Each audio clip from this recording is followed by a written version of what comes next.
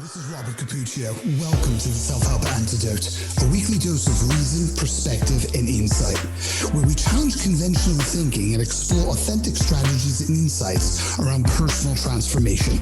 Our commitment to you is to bring you some of the world's leading experts in the domains of fitness, wellness, coaching, and behavior change, separating fact from fallacy.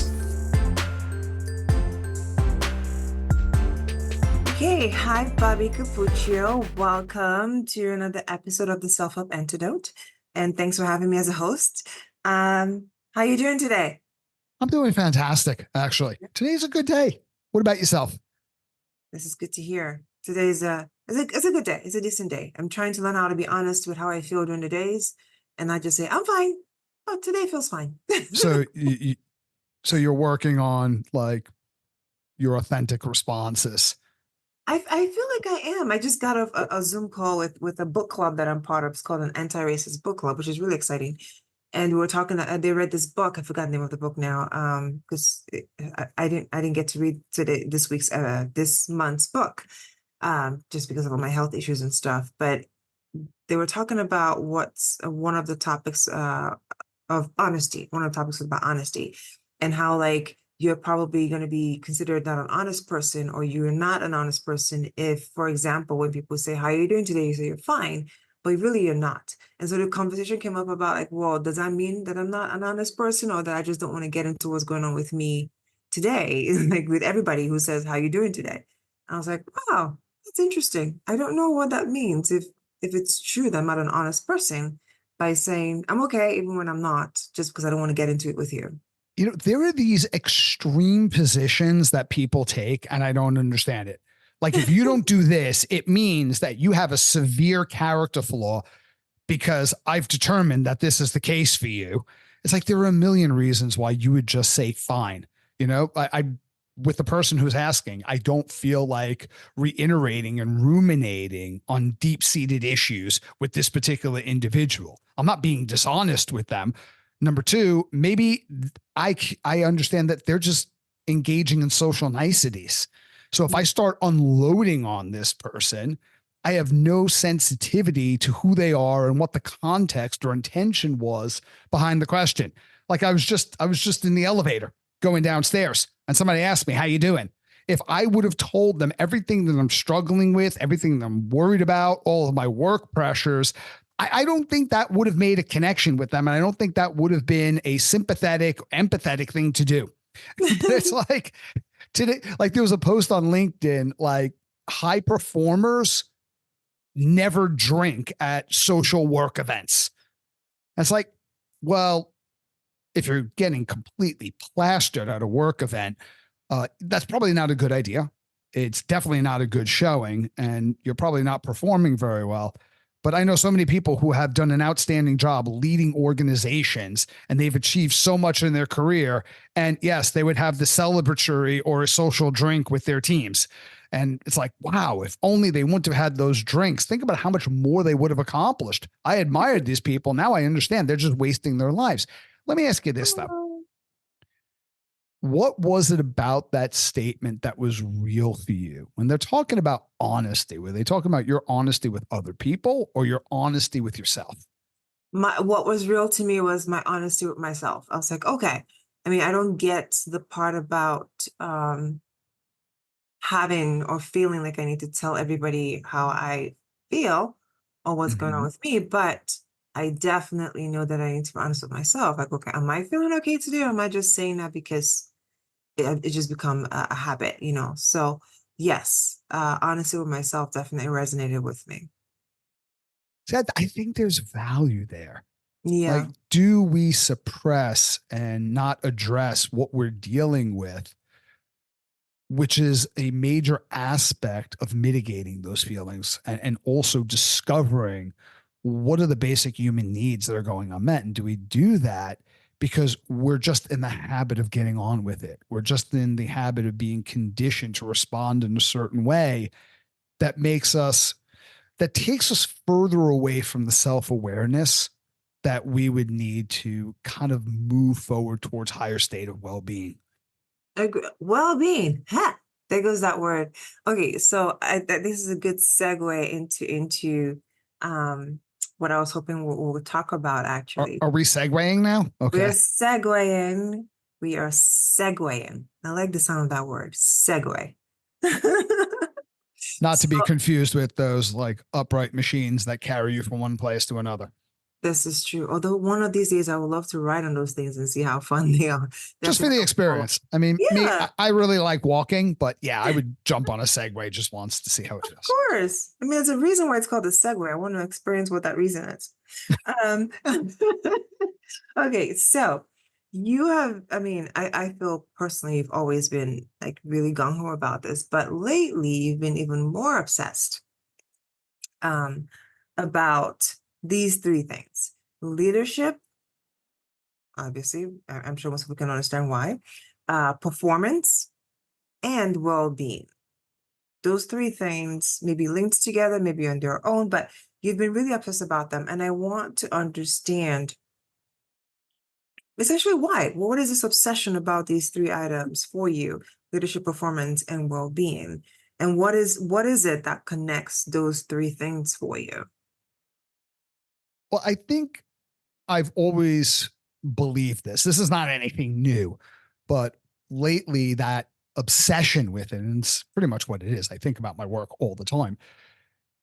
It was rekindled when I was recommended to read Wellbeing at Work by Clifton and Harder, researchers for Gallup. And then I went ahead and bought the book, It's the Manager, which is another book by the same authors, Clifton and Harder, discussing all of their extensive research through the Gallup organization. It's kind of what most people in the leadership space and the coaching space would kind of understand intuitively, but they took an enormous amount of research and data and created an empirical evidence around the strong link between leadership, performance in whatever area in your life is really important for you to perform in, and well-being. I think to get a really clear idea about why this is so important and why these things are mutually reinforcing, even inseparable in relation to one another, is by setting some clear definitions. Like, so when we talk about leadership, what exactly do we mean? And there's a lot of definitions around leadership, and you could just basically say, leadership is the ability to inspire. I think that's important. Motivate and guide a group of people towards a commonly shared goal or a galvanizing vision, if you will. And anybody who is in a leadership space, they don't necessarily have to be dynamic or charismatic, although there are certainly leaders that represent that. But even those leaders that I've worked with that are not considered dynamic or charismatic, they're extremely effective communicators, and they invest in people as well as they understand the importance of creating an environment that supports a team's ability to grow and to flourish. And I think when you establish that definition of what is leadership, the next question is, okay, well, what are we talking about when we talk about well-being? And somebody in the Gallup organization beautifully defined well-being for me. I think it's one of the most poignant and powerful definitions I've ever heard because it's so inclusive and resonant with absolutely everyone. A lot of people think when we talk about well-being, we're talking about broccoli and yoga poses. And for some people, that's incredibly engaging. For other people, it's spectacularly irrelevant. And what she said is that well-being is everything that is important to you. What I got is it is a connection with everything and everyone that aligns with your values and a sense of meaning. It's what you think about and your experience of life. So what's meaningful? What are the thoughts that dominate your mind most of the time? Like where is your attention? Where attention goes, energy flows. And what's the experience of being you? Because it doesn't matter what you engage in, what your habits are, if the experience of being you is it, and not all the time, but most of the time, if it's not rewarding, fulfilling, engaging, can you really say that you're well? So when I hear someone say something like that around well-being, the fruits of well-being, it appears to me, is about engagement. Well-being is about engagement. It's about resilience. It's about agency. And ultimately, at the end of the day, it's about thriving. So when you take a look at organizational performance, when you think about who is the best person you've ever hired, and like we always hear leaders talk about this, oh, this one person, if I could clone them, which is highly unethical, I'm not recommending that, but just figuratively speak, if I could clone this person, my organization would be doing so much better, and my job would be so much more fulfilling. And then you have people where you're like, oh man, if I, knowing what I now know, I would have never hired this person. And when you think about that, there are elements that play into it. So a story that I'm very fond of is the story of the building of the cathedral in Notre Dame. And these two stone cutters, these laborers, they're out there in the middle of the hot sun in the middle of the day. They're doing an extremely arduous job that takes a lot of mental focus and physical energy. And if you saw these people in the middle of the hot sun, they looked pathetic. They were like working in a pool of their own sweat. Their veins were bulging out of every muscle in their body. And if you saw them, it looked like they didn't have enough energy to swing that hammer one more time to cut those stones. They kept at it, and they were going to be there for several more hours. And walking through the courtyard at that exact time is a priest, and he sees the intensity and the consistency of their efforts. And it just captures his curiosity. So he goes up to one of these stone cutters. He says, well, what are you doing? And the man didn't even look up. His face was downtrodden, and he murmured under his breath, I'm cutting stones. And he just went back to methodically going through this tedious, horrifically difficult labor. So then he turned to the other person. He said, well, what are you doing? The person dropped his tools, and with vigor and enthusiasm, he stood up and he pointed to nothing but a stacked pile of rocks, like that would make up the brick wall of the cathedral. He said, can't you see, man? I'm building a magnificent cathedral in service of my God, my nation, and my countrymen, even though I will never live long enough to see its completion. Whoa, that's incredible. Now, the point of that story is not like one person has this great vision, which he does, the second one, and the other person lacks it. It's not like one person has a bad attitude, the other person has a great attitude.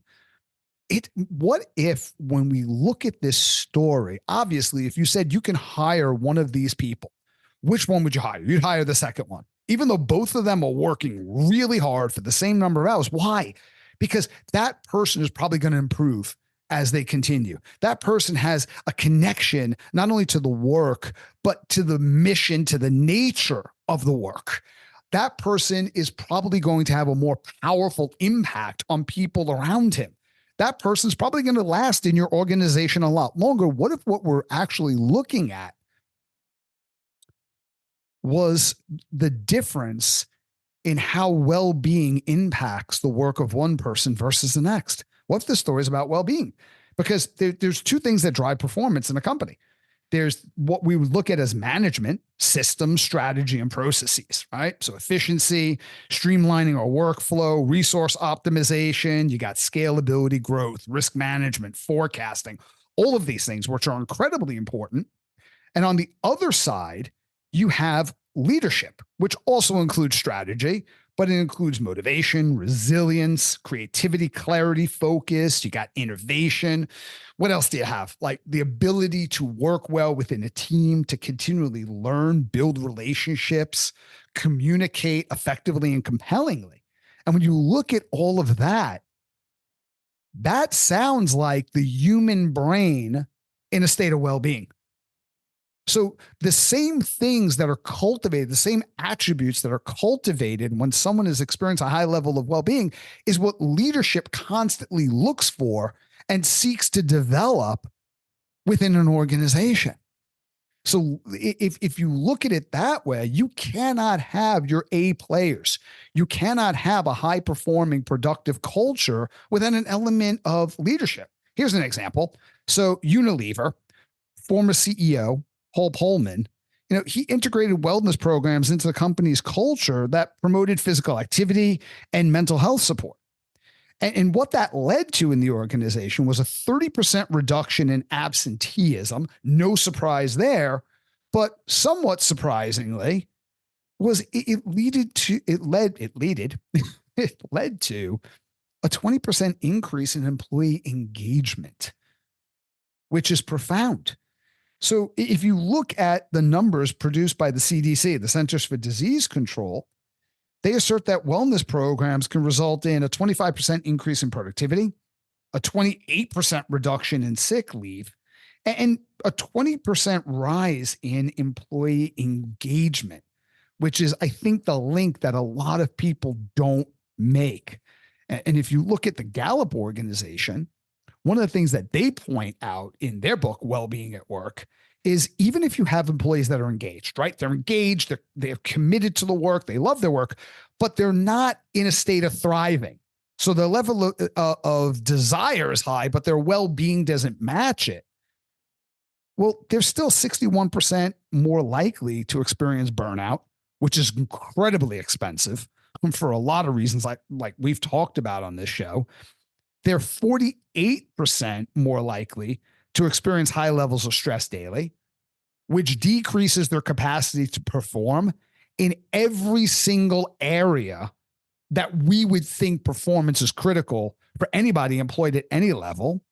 They double their risk of experiencing sadness and anger, which negatively impacts them as well as other people. So Nicholas Christakis and James Fowler in their book Connected talks about how certain behaviors and conditions are spread through social dynamics.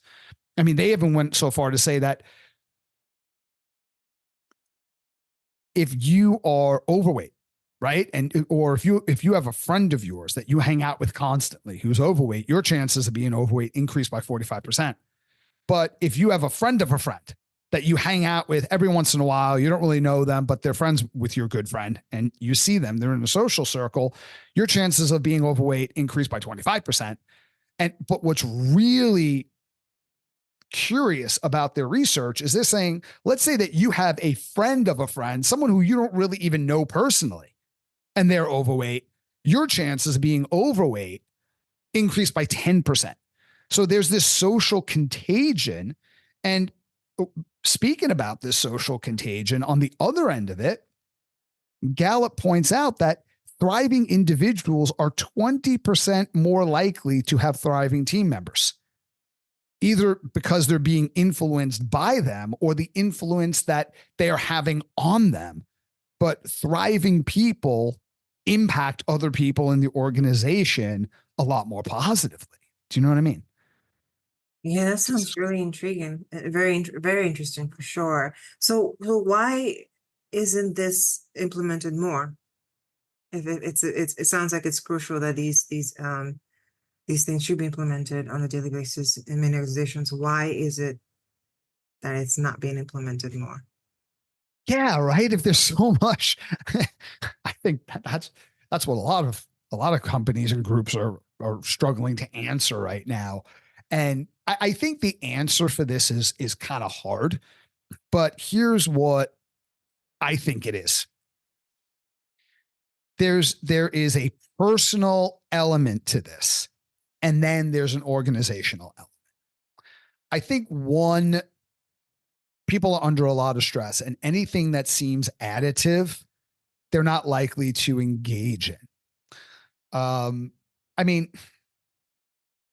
our daily life creates a lot of well-being disruptors, one of which is poor sleep, attentional focus. Right now, people are listening to this and they're surfing the internet. They're on their cell phone. They're checking messages. And it's not because they're not engaged. They don't care. They wouldn't log on if they didn't care. But it's because our world has so many built-in distractions under the guise of quote unquote multitasking. And then, people are living in a sedentary environment, our access to food, our dietary habits, poor nutrition, hydration, excess screen time, and all of this affects us in a way that impairs every single cognitive function you can imagine. So if you are experiencing multiple well-being disruptors, and you likely are, the impact of that is impaired memory, impaired creativity, impaired focus, concentration, impaired ability for innovation, decreased emotional regulation, someone who's very reactive, which is not very good for teamwork, someone who's not open to new ideas, someone who struggles with verbal fluency and communication. All of these things happen when you're under amygdala hijack in a high stress environment, which impairs your ability to send energy to your prefrontal cortex, which is literally responsible for every critical job role you would expect from anybody in any position within an organization. I mean, it's almost so deleterious to performance. Having somebody in an environment without well-being is like rocking up to a really elaborate wedding at a resort and pushing one of the guests into the pool. And then when they climb out, you're astonished at how this person could show up to a black tie affair soaking wet. Like, what's wrong with them? It's almost that serious. So there's a lot of reasons why people don't engage in on an individual level. But on an organizational level, you have urgent and conflicting priorities where it's like, if we don't meet our budget targets this month, this quarter, well, we're going to experience an environment that isn't good for anybody's well-being. So yes, we understand this is important. Yes, we understand what we care about our employees, but let's just get through this month. Let's just get through this quarter. Well, then what happens after the quarter's over? Well, it's next quarter. Rinse and repeat. Second is low engagement. Low engagement because of the reasons we just mentioned, people's personal struggles. And a lot of times, like, as an organization, you can't put well-being in there as a box that we tick, like something that we offer. It has to be part of the DNA of the organization. Because what happens is, if it's not part of the DNA of the organization, people who are into well-being practices already, they'll be excited. They'll love the fact that the organization is offering it. People who are not might look and go, wait a minute, there's an incongruency there. And that might create confusion and even cynicism. So that's another reason. And traditionally, despite the abundance of information that shows the link between well-being and performance, it's not traditionally the way organizations measure the return on any type of investment in any type of initiative. Companies might think we don't have any time, not realizing that well-being practices are not additive, but they might actually save people time and increase output. So they're not making that link. Resistance to change is another thing. Change is scary. Okay, we go in a totally different direction culturally. Like, what does that commit us to? And that's valid. And I think one thing that's dismissed, but James Petraska, when he talks about his trans-theoretical model of change in his book, I think it's called Thriving on Change. Anyway, but James Petraska talks about the fact that people sometimes just don't know what to do. When they're faced with a new initiative, they don't know where to begin. And I think that's true for individuals, and it's true for companies. Oh, yeah, that was that was a lot to unpack there. I hope our listeners will probably go back and review that a little bit more and get some more insight from that. So, well, since we've come to the point where it's like, okay, this is the issue. Well-being, focus at least on well-being is the solution, and we have to do that. So, and people don't know how to do it. So what do you do? Let's say, okay, fine. I want to jump on a well-being bandwagon for my organization. What do I do? Well, I think if you're an individual working in an organization, or if you're a leader, I think the starting point is common in that it starts with you. So let's say I'm leading a team of 200 people. It's going to start with me implementing well-being practices in my life. It's going to start with modeling behaviors. So if you look at social cognitive theory by the late great Albert Bandura, it's observational learning, and I vicariously learn and start to experiment with certain behaviors because I'm watching other people. So as a leader, if I'm changing my movement habits, I'm engaging in stress management types of practices, I'm doing these things. I'm like meditating, I'm practicing mindfulness. You don't have to do any one of these things, but some of them. I'm making sure that I'm getting sleep at night. Other people are given permission as well as encouraged, and they can vicariously engage in those, start to experiment and engage in those behaviors through observing you. And this is particularly impactful if you look at the research by Stanley Milgram on deference to authority. This is extremely powerful if you happen to be the leader of the team. So, what's one practice that you can start to implement to decrease your levels of stress, anxiety, frustration, and elevate your performance through enhanced emotional regulation and improved cognition? That'll do a lot for the people in your organization. The next is regulation. Like, what are the practices that you can offer your people to engage in that helps them regulate their physiology? And then I think the offerings, evolve beyond that around optimization.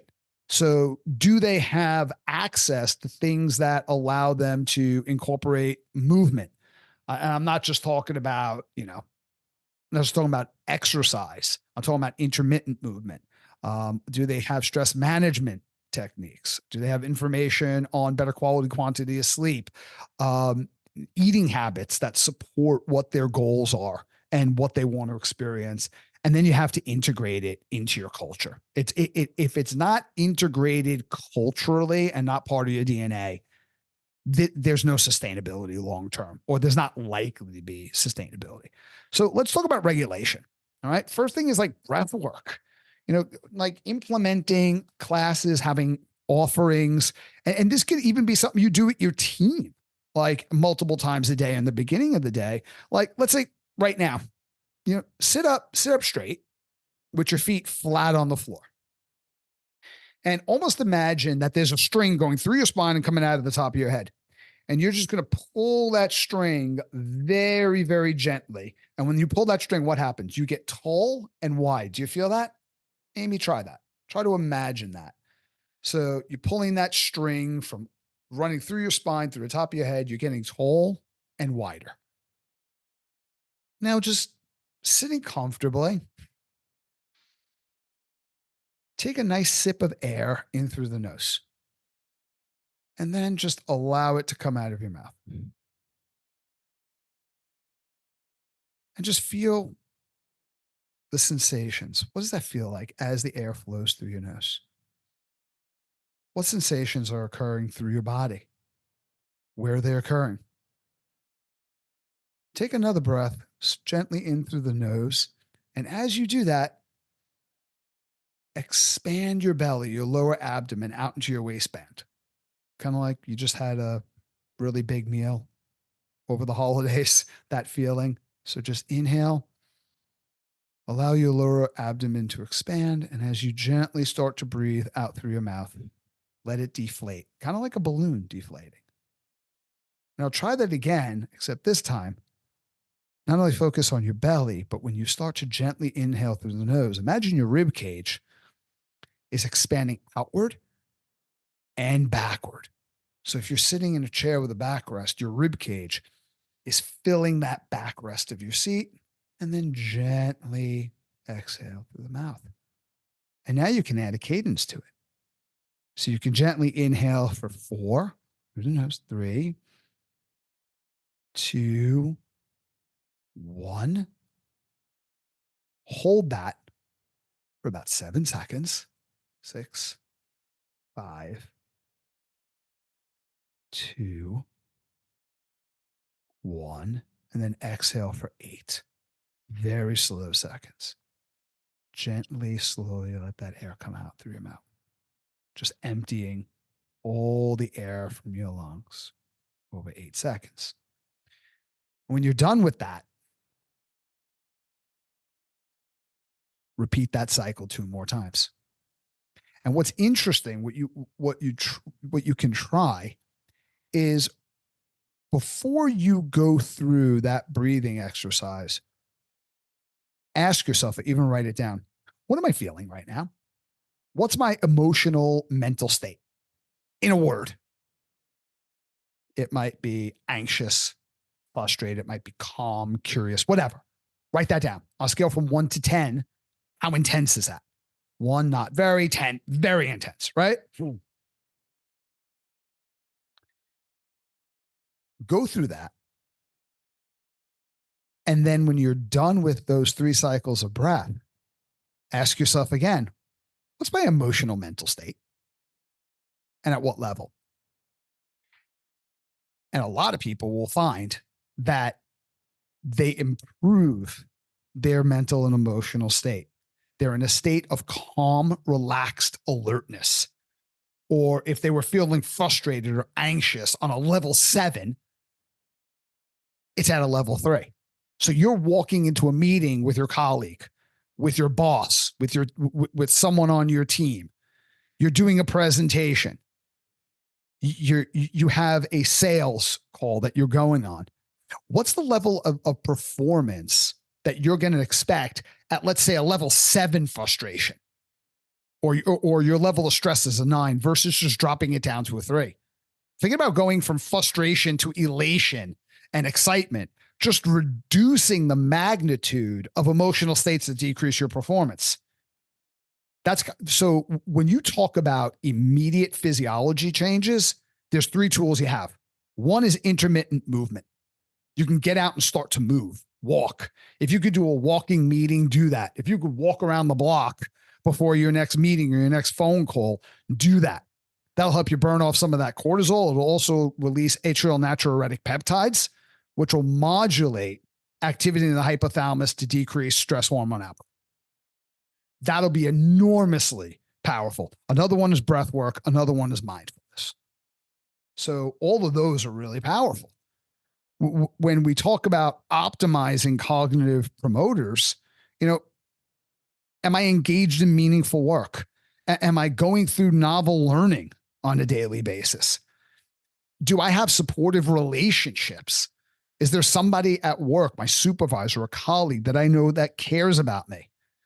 In what ways does me expressing my highest values contribute to my team, my culture, the nature of work itself? Am I practicing proper sleep strategies, hydration strategies? So all of these things start to result in optimization of my cognitive ability to do my job. And then cultural integration. So here's where things like mindfulness start to align directly with leadership practices. One question the Gallup organization asks is, do I feel that or someone, my supervisor, or someone else at work cares about me? That is critically important. What's one of the greatest signs that someone cares about you as well as values you? Like, what would you say that is, Amy? Someone cares about you versus values you? No, cares and values you. Cares and values you. One of the greatest signs? Wow. I think they'll be short. One of the great signs, they show interest in you. Yeah. They Seriously. are fully focused on you. They listen to you. So many times we relay information at one another, but we don't listen. So I sit down in a meeting. It's like, okay, let's just get the information out there. Everybody's busy, but has that great supportive relationships with employees? What is mindfulness? Because we talk about mindfulness being a state modulator, which it is, But what is it? Mindfulness is intentional focus on what is happening in the present moment. So when I'm talking to one of my employees, a practice that I could start to use and teach within my organization is to immersively listen. No mobile phones, no checking emails, complete immersion on what the person is saying. And before I even respond, reflect back what I think I heard them say.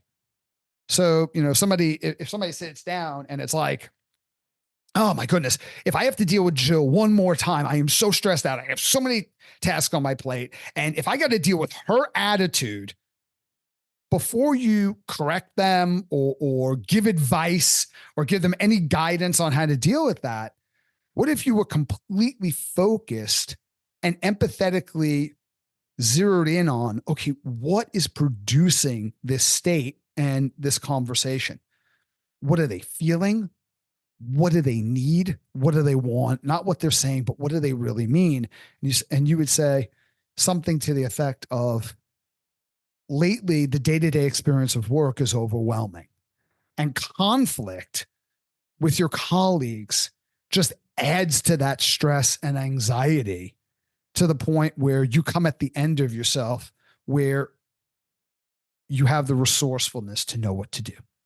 The second you do that, whether that's an accurate reflection or not, somebody feels valued, they feel validated, they feel heard.